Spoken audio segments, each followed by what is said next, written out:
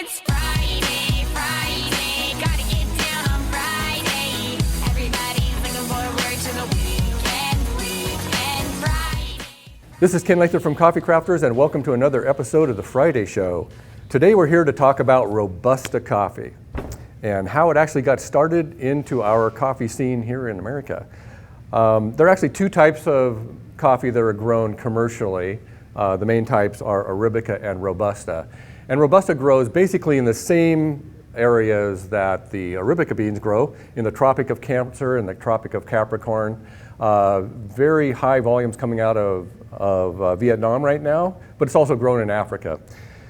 How it actually got started commercially in a big way was after World War II. After World War II, Europe was devastated and money was scarce, and coffee is expensive. So the coffee manufacturers tried to figure out a way to make it cheaper. So what they did is they started researching things they could mix with the coffee to stretch it out that were less expensive than coffee, which is how chicory and Robusta coffee came on the scenes. The Germans were experimenting mixing in chicory, and the French went to their former provinces in Africa, West Africa, and really got the Robusta coffee movement growing after World War II. So we fast forward to 1954, and the way that it really got started building in the US was the big freeze of 1954 in Brazil.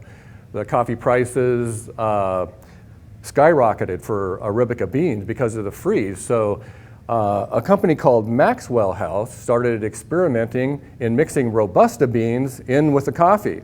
And that's how it actually got started moving through the system. Other coffee companies followed suit, and had this whole process then brought down the cost of the coffee, and that's where coffee creamer and sugar started working into the system to kill that nasty taste. So I actually had some personal experience with Robusta when I started roasting coffee in Thailand. The first beans that I bought, I was so excited. I was going to get these high quality Arabica beans out of northern Thailand, and I opened the first bags and saw something that was sizably smaller of a bean and really yellow. So I thought, well, maybe there's something I don't know. So I went out in the yard where I had my roaster set up and started roasting the beans, and it smelled something like burning tires. Actually made the neighbors come out and wonder what was going wrong. And after that burning tire smell, I got the distinct smell of what instant coffee tastes like. So most of Robusta coffee is in the soluble coffee market, and the big push in coffee in Asia has really boosted the production of Robusta coffee, because soluble coffee in Asia is everywhere, which is why I got started roasting coffee in Thailand, because I couldn't find a good cup of coffee.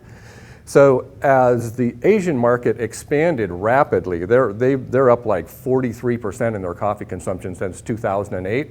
Price of Robusta beans went up. And as the price of Robusta beans went up, the price of the low quality Arabica beans actually equaled it. So that created a new marketing opportunity, and now you see some of the soluble coffees are actually 100% Arabica beans, because they're actually the same price as the Robusta beans. And we'll see how that works out as the coffee works through Asia. They start getting more sophisticated. They're going to start drinking Arabica bean coffee pretty soon too. So that's kind of how the whole Robusta thing got started. It's actually a lower quality bean. One of the things with Robusta is it grows at low elevation, all the way down to sea level. It actually grew right across the bay in Krabi in Thailand, which is where my beans came from, I'm sure. I didn't read Thai, so I couldn't read what was on the bag when I got them.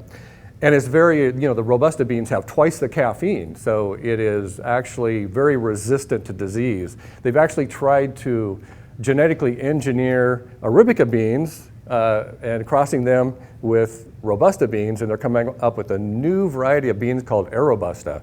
So we'll see how that works out. They say that they're able to handle or maintain the flavor. I'll try that one for myself. One of the funny things that happened with Robusta, with Maxwell House trying to cut the cost, is because Robusta beans have twice the caffeine, coffee consumption dropped from 75% of Americans drinking 3 cups a day to only 50% of Americans drinking 2 cups a day, because you can only shove so much of that drug in there before you start freaking out a little bit. So that was a little bit of unintended consequences. So that's the scoop on Robusta beans and how it kind of worked its way into the US. If you have some more ideas about the Friday show, please email me at ken@coffeecrafters.com, and we'll put those on the schedule. And I'd like to thank everybody for all of your ideas that have been pouring in on the Friday show things. We're going to have Friday show material for quite some time. So this is Ken at Coffee Crafters, and thanks for watching. Hey, got